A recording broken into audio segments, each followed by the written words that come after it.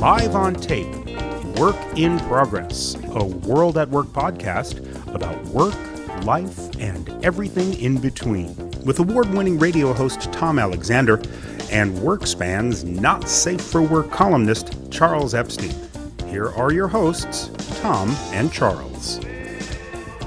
Hello, everyone, and welcome to Work in Progress. My name is Tom Alexander, along with my partner, Charles Epstein. Hey, Charles, what's happening? Hey, Tom. Good to be here. We were talking the other day how Work in Progress, the name of the podcast, is sort of an accidental homage to Joe Frank. Yes, that's right. Joe Frank, Work in Progress. I remember when we discovered that we were both big fans. Yes, it was a very significant bonding moment, if I recall. I think we could both remember exactly where we were at the time. But anyway, to those who don't know Joe Frank or never heard of Joe Frank, I guess you can say he was something of a cult figure among those of us who have problems getting to sleep at a reasonable time, given that he was on late at night. He was on public radio during the mid to late 80s. Up until recently, I believe he died just last year. Yeah, just recently. And listen, no one else like him. If you recall, he'd go on these, bizarre, I guess you could say bizarre, surrealistic, sometimes really dark, very dark riffs, but always kept it fascinating, always kept it hilarious, right? Oh, absolutely hilarious. I remember an episode called Let Me Not Dream. And, what he did, he called a bunch of his ex-lovers at 11 p.m. Pacific Coast time. He was there at the time. And actually, I think he was there for the duration, really.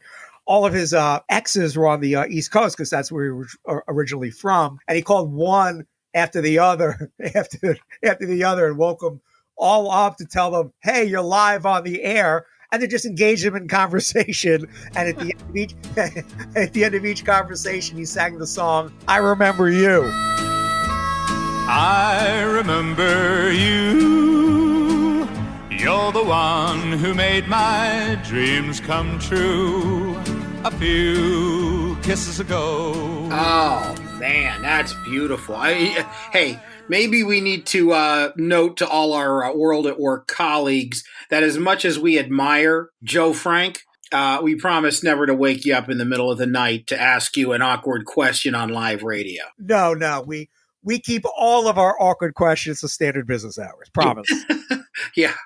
He may not be as well known or appreciated as several other more prominent monologuists, such as Spalding Gray or Garrison Keillor, and I guess you could say on the outer fringes, the far out fringes, Brother Theodore, but he was quite special. Oh yeah, no, that's absolutely right. But speaking of Spalding Gray, man, he was terrific. I remember swimming to Cambodia, Monsters in a Box. Both were great. I saw him on stage in New York once. Just really a mesmerizing, spellbinding storyteller, really. And it was just a shock when he committed suicide. I think it was, now maybe over 10, maybe even 15 years now. Yeah, I think, well, and definitely a shock. As always, when someone is seemingly so grounded, and he had so many interesting stories that were just so full of life, wry wit, irony, and just terrific. Yeah, again, it goes to the old chestnut. You just never know, but really an amazing storyteller, just tragic. Yeah. Not exactly sure how we segue from that. It's never easy. No, it's like, there was a 12-car pileup on Route 66 with 3 fatalities. Next, we take you to the bake-off at the fairgrounds with reporter Ace Featherstone. Some crazy position. Yeah, exactly. Well, in that spirit, on today's pod, we'll be joined by WorldatWork CEO Scott Cawood, who spoke to us from Phoenix, and a special treat for you Seinfeld fans, and we know there's still plenty of them out there. We'll be speaking with actor Phil Morris, who played the attorney Jackie Chiles on the hit show. We'll be back in just a moment.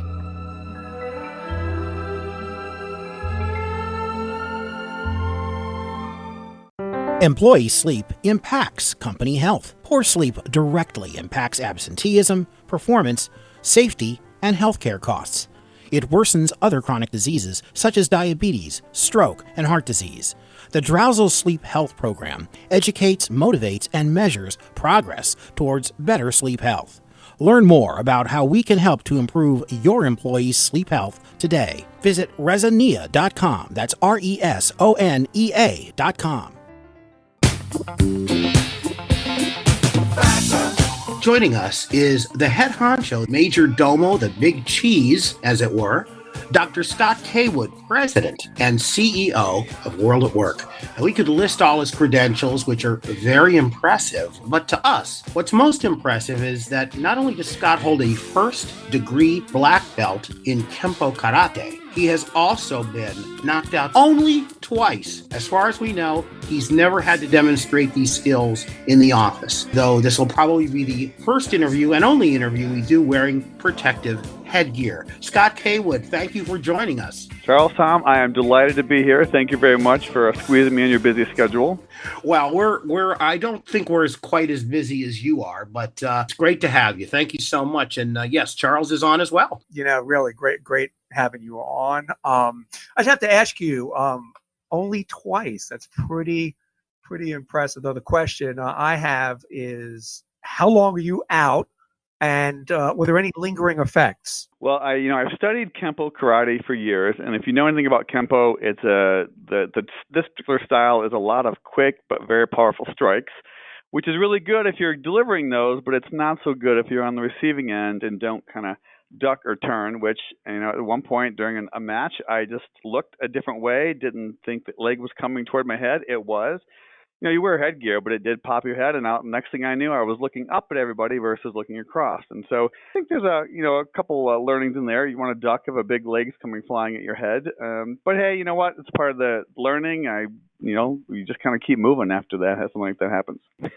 When you're not dishing out roundhouse kicks, something else folks may not know about you is you've been known to take bold fashion risks. Now, full disclosure, we've never seen this, nor do we have photographic evidence, but we have it on good authority. I guess you could say good, reliable gossip. So the question is, what would you say is the single most ill-advised fashion risk you've ever taken? Well, this week, or you want to go to the broader category? Well, that's completely up to you.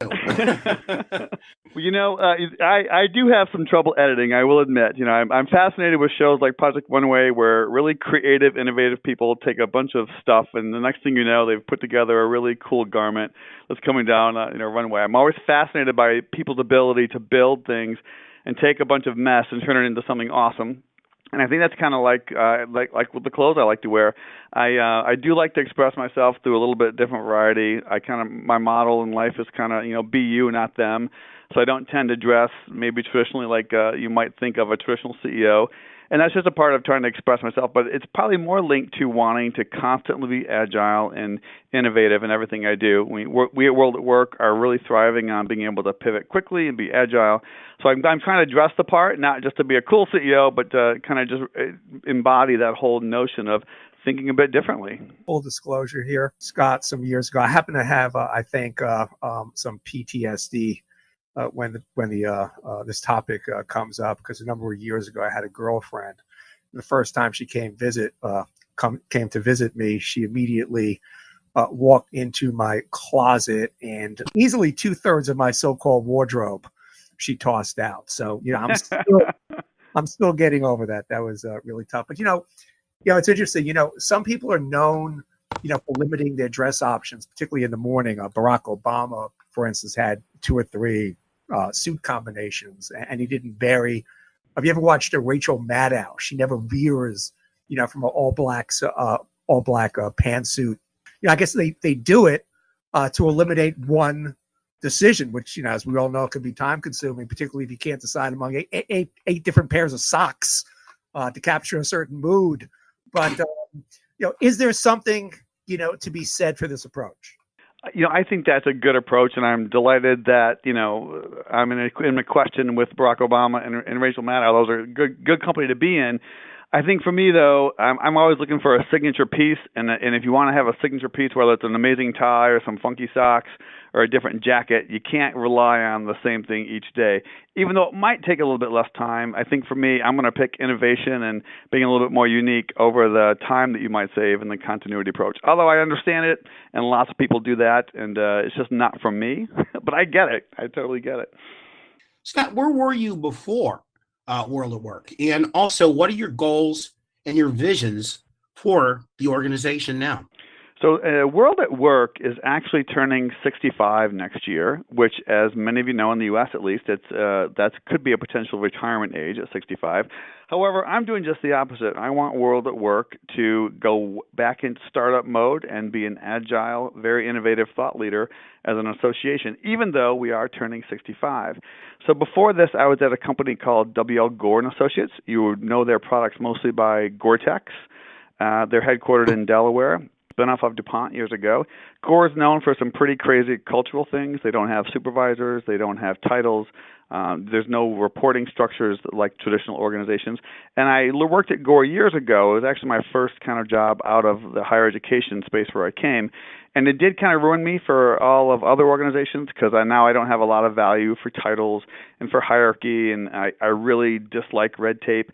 And a lot of that is coming into where I'm trying to take World at Work. I want a very flat organization where you're never restricted for who you're talking to. And like I always tell people here at World at Work, go to the person with the answer, never go to the person with the title. Just find the person that has the answer, which oftentimes is not the person that has the title. So for me, I want World at Work to be a highly relevant, very much bold thought leader in the space of total rewards, because total rewards is my absolute favorite part of the employee experience, and I'm really thrilled to be a part of the organization doing work that I think adds a lot of value to both organizations and the individuals within organizations.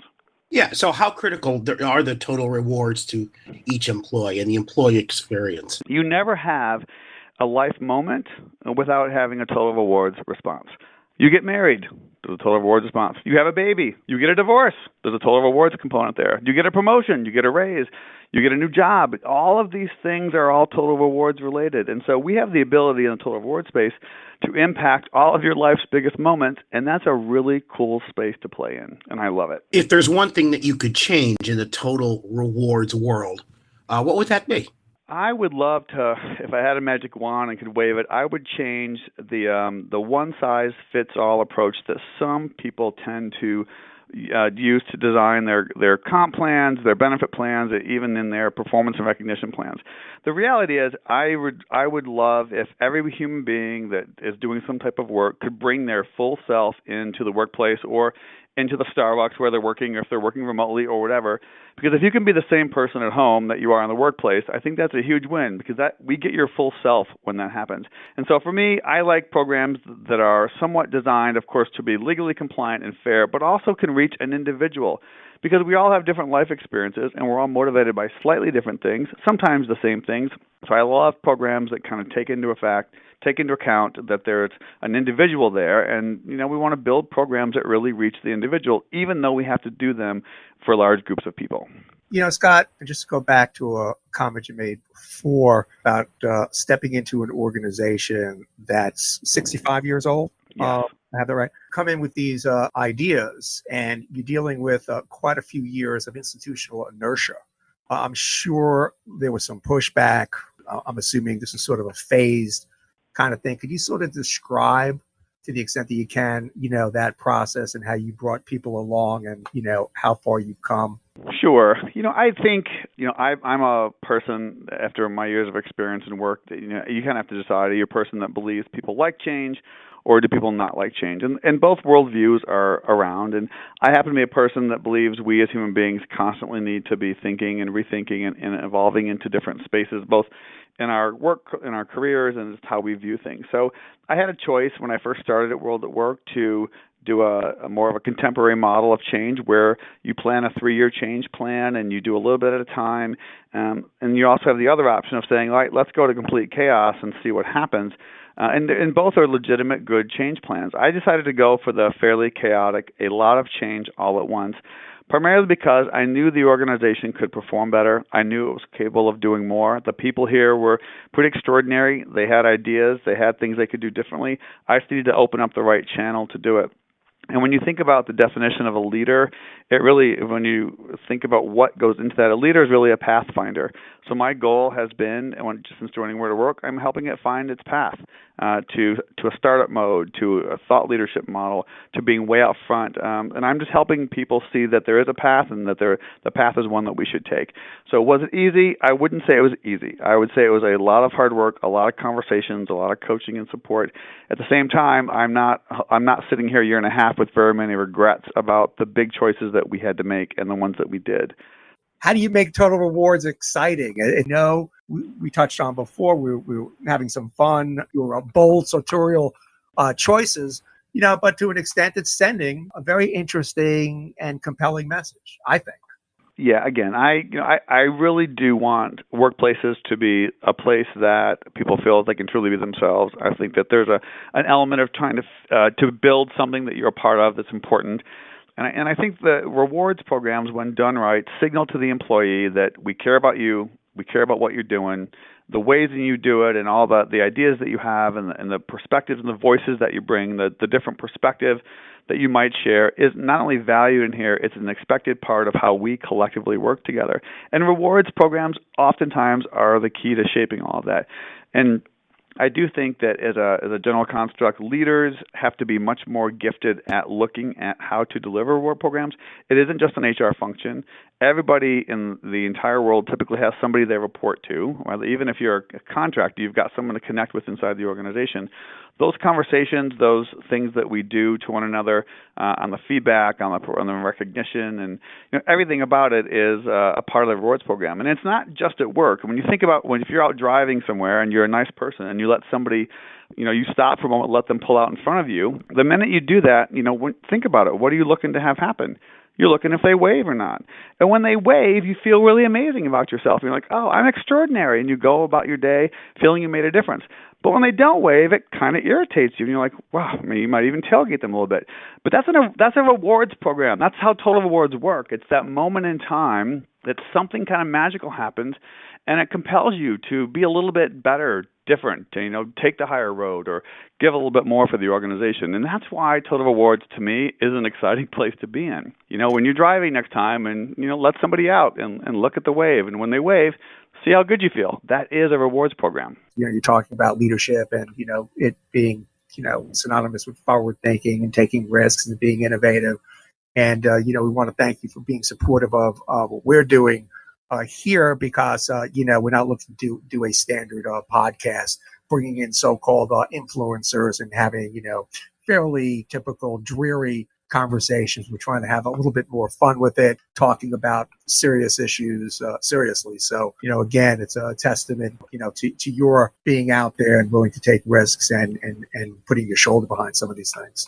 Well, certainly, and I've appreciated your other podcasts as well because I think, as a listener, I would describe them the same way that you kind of asked me about the way that, the clothes that I wear. I think you're approaching issues in a way that's a little bit different, and I like it. I think it's fresh and helpful, and I would encourage you to keep going because it isn't the same old interviews that I'm hearing with you guys. So I really appreciate that. We really do appreciate your time and candor, and we really enjoyed speaking with you today. Our guest has been the president and CEO of WorldatWork, Dr. Scott Cawood. Scott, thank you so much. Gentlemen, thanks again, and have a good afternoon.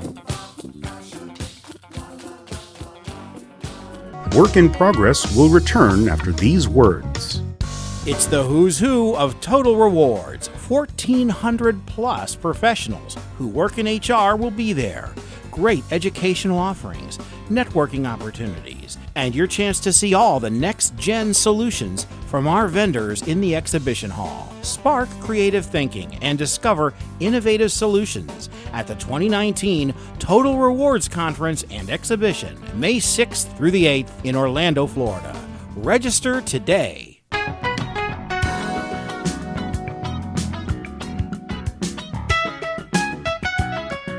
In Hollywood, it might be a bit of a challenge to find actors who never stop working.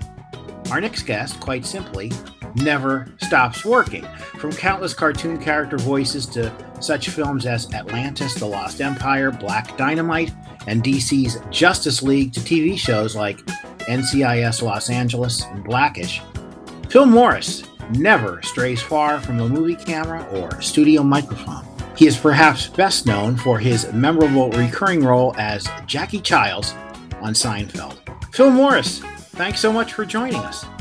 It is a pleasure and an honor, and I look forward to talking to you guys. Well, we're thrilled to have you. Say hello to my partner, Charles Epstein. Charles, how you feeling today? Oh, great. Yeah, we're delighted to have you on. I'm myself a longtime fan, and you wouldn't be surprised. I mean, it's almost not a day goes by.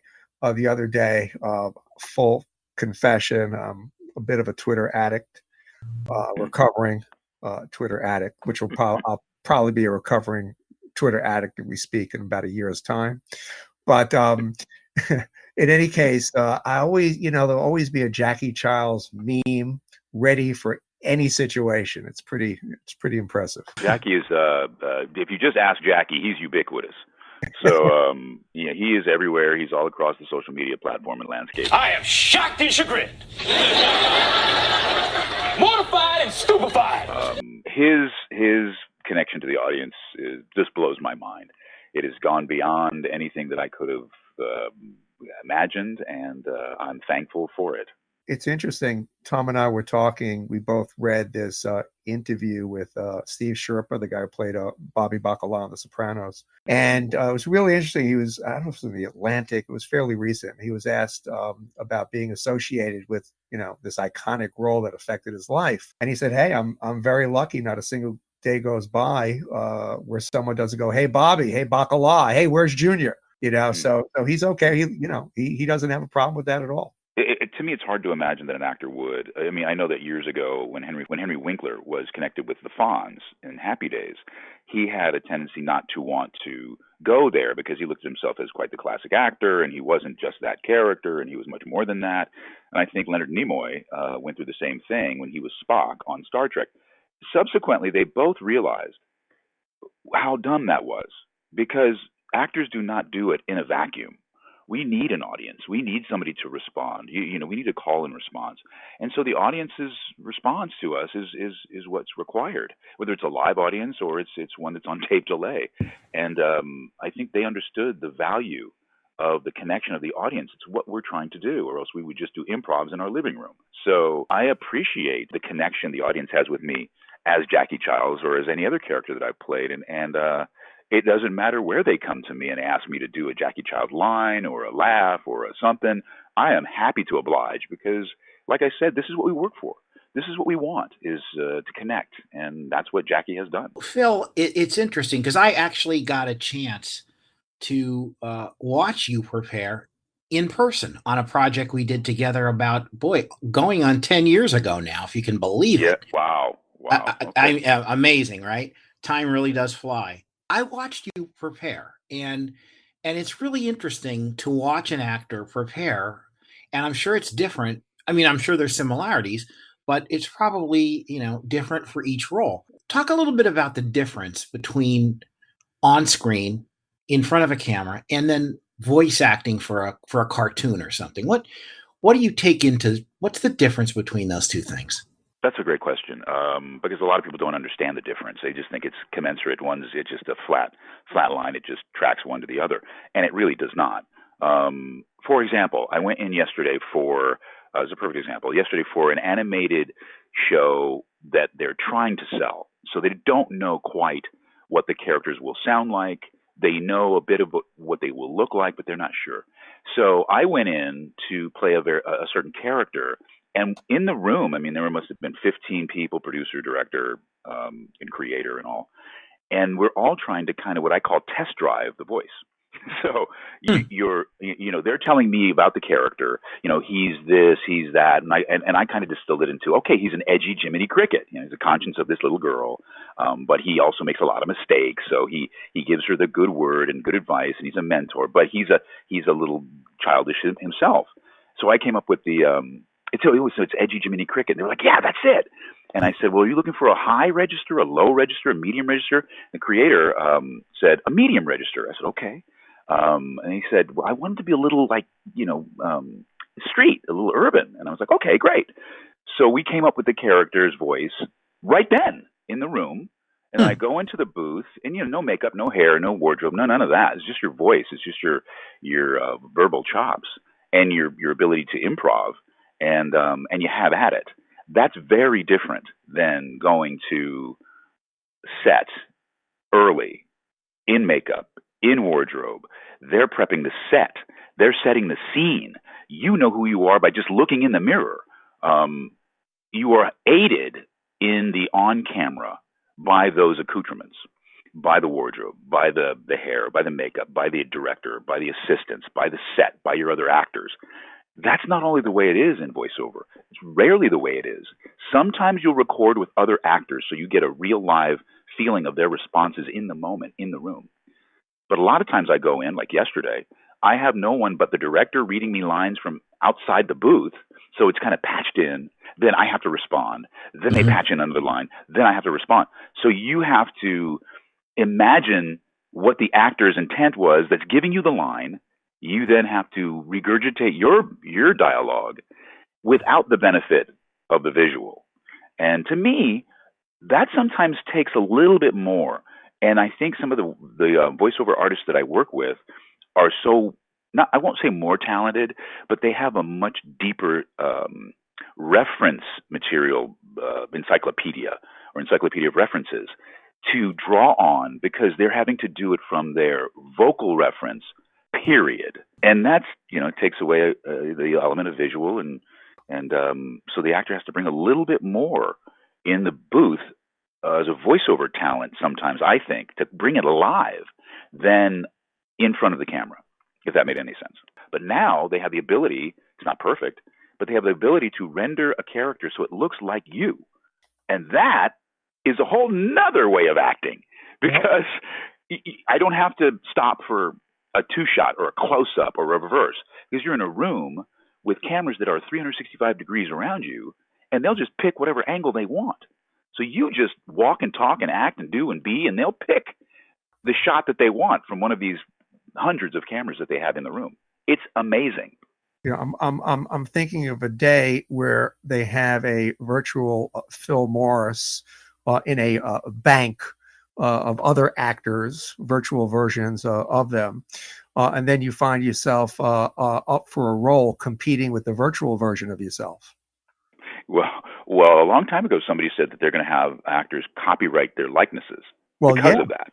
That's exactly, kind of where I'm going with that. Obviously, I'm being a little bit ridiculous, but that could actually be kind of like what happens if a studio says, hey, look, we can get the virtual Phil Morris for 20% less than we can get the actual Phil Morris. What are you going to bring, Phil, to the table that virtual Phil doesn't bring? Now, I don't want to get too crazy scientific, but my sentient ability to improvise on the fly, which the virtual Phil can't do unless you program him.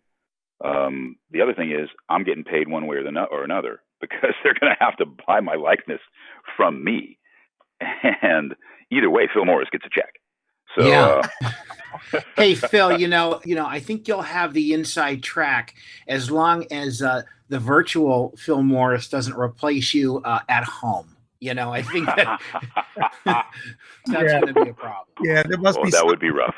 Some distinguishing characteristics beyond the reach of virtualization. Phil, you came in during the 7th season of a hit show, a very established culture. We all know that show, of course, is Seinfeld. How would you first, I guess, describe the culture on the set the first day you showed up, and how in the heck did you navigate something like that? Again, a great question, because you're talking about experiences, and I love to talk about the experience. After having gotten the role, that's a whole different story. But going to the set for the first time, here's what it was like doing Seinfeld. It was the biggest party in Hollywood. This is what I mean. Every day you come into a sitcom, the first day is always a table read. You sit down and you read the script at the table, and the writers get to hear what works, what loud. Well, at that table read are usually network executives, studio executives, and of course your executive team from the production. Never had I seen ever. Every single time I did a Seinfeld episode, the president of the network was there. The president of the studio was there. Not the VP, not the hirelings, not the assistants, the president, the head of the studio, Warren Littlefield, Peter Roth, whoever it was. They were there.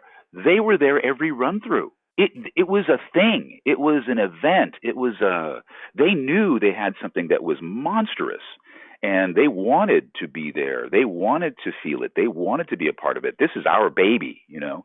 So that right away was different for me. I've done a lot of work. I've been doing this a long time. But that was the first time I really saw the investment that everybody around this project had. This was a no joke, funnily enough, crew. They had all been seriously successful prior to their jobs on Seinfeld. They were all serious artists. So you had to get in there and knock them out. And if you couldn't knock them out, they didn't want you. It was wild. I quite frankly, I loved it. Was Larry David with them come the seventh season, or had he already? Larry was there. Larry was still there, and he was still rocking it. And he's a great. I really like Larry. I like them all. I like Jerry and Larry, and I think when you get to know them, they're very different than what you perceive them as from their shows. If you do not know them, they can come across very similar to that because they don't have a lot of social graces, let's say.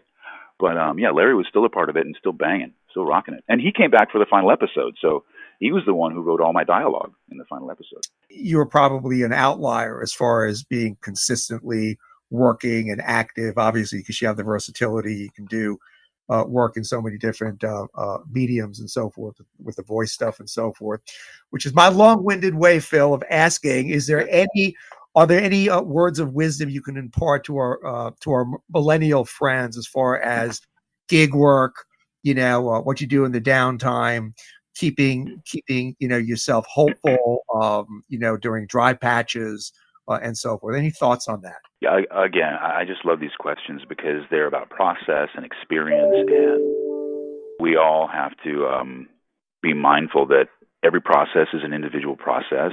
Every human deserves respect for whatever process they bring to the table. As an actor, of course, there are so many up and down moments. There's so many moments that you are not gigging, to use your word, that you have to find those parts of your life that are consistent and fluid.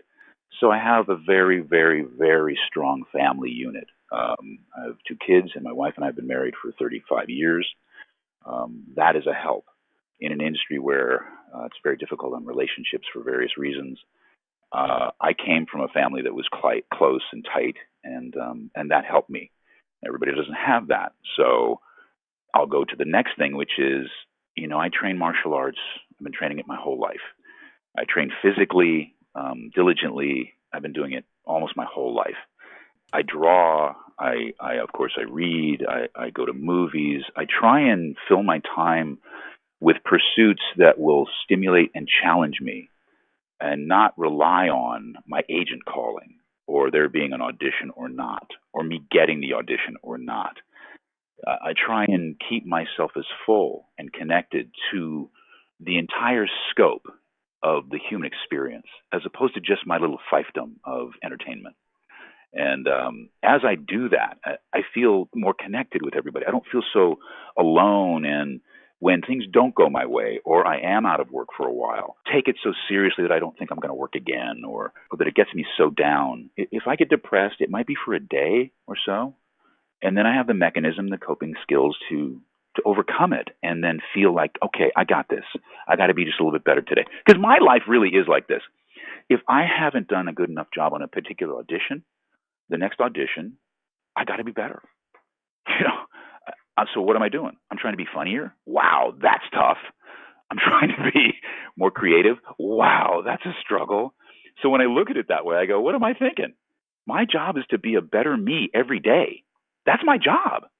And I just slot it into auditioning, working, parenting, being a husband, being a martial artist, So I like to mix it up and keep it fresh. And I think a lot of people don't do that. They rely on one thing, and then if it doesn't work, oh my God. No. You have to have several things going on for yourself as a person, whether that's business, intimately, personally, career-wise, whatever it is, politically, whatever. Something that keeps your passion stoked. You don't have to rely on one thing to give you your self-worth. I wonder if some of those same things apply to millennials. are they as versatile? Are they as exposed? Or are they open to those kinds of things? Well, you might be onto something, especially when it comes to the technology that has been so proliferate in the past couple of decades. The young people are dealing with things that we never had to deal with. I didn't have a phone. Computers they were anathema to us. Now you have to have one to be in school. Just to go to school, you have to have a computer, or they provide you with an iPad. That was we couldn't have unheard of. They have distraction. I guess that's what I'm talking about. They have a distraction that we never had. My distraction, basketball. You know what I mean? Throwing the football. And I do that to this day. I go out on the beach here, and I call it dude time. I'm a dude. I just throw things and catch things and run around and be a dude. And I think that's missed, metaphorically in this millennial generation. They don't just want to get out and run and play and do stuff. They want to get inside and watch things play and run and do stuff on Madden or whatever it is, whatever video game they're playing. And it's a different paradigm than I grew up with.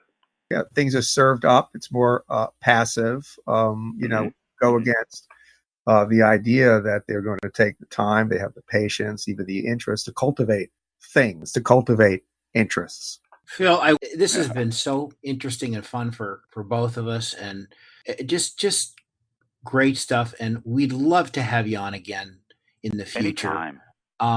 We just really appreciate your time and just all the great stories and wisdom you shared with us today, and the perspective. It was just terrific. Tom, Charles, you guys are terrific. Love the questions. You're right on the money and on point with these things, especially for a guy like me. And I'd love to talk to you guys anytime. Our guest has been Phil Morris, great actor, longtime actor, voice work in front of the camera, and a true pro, a pro's pro, Phil Morris. Thanks, Phil, and we'll be back.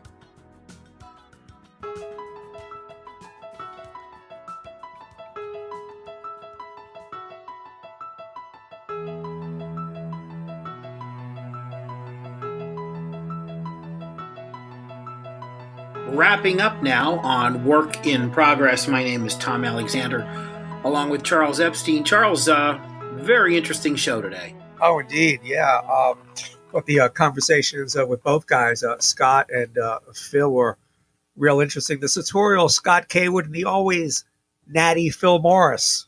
Both. It's interesting. Both guys have, diverse interests. Scott in his martial arts and bold fashion risk taking. And of course, his thoughts on total rewards and such, and the variety, of things Phil does to keep himself entertained when he's not on a voice or acting gig. No question. And Phil also martial arts. He's into that as well. So we got the double dose of karate today. we indeed did. I was thinking it would be fun. I don't know if Larry, now we could. We're on a first name basis. Having spoken with Phil, I have that level of familiarity. I'm sure you feel likewise, Tom. But I don't know if Larry is doing season 10, I think it would be, of Curb. But I always thought it would be fun if he brought in the Jackie Chiles character, maybe to go mano a mano with Leon. Oh, that would be great. Yeah, maybe we pass a note to Phil and bring it over to Larry. Who knows? Hey, stranger things have happened. Well, this has been fun, and please join us again next time on Work in Progress. Along with Charles Epstein, I'm Tom Alexander. So long, everybody. This has been Work in Progress, a World at Work podcast about work, life, and everything in between, with award-winning radio host Tom Alexander and WorkSpan's Not Safe for Work columnist Charles Epstein. For more, visit worldatwork.org/work-in-progress. That's worldatwork.org/work-in-progress. Join us next week for another edition of Work in Progress.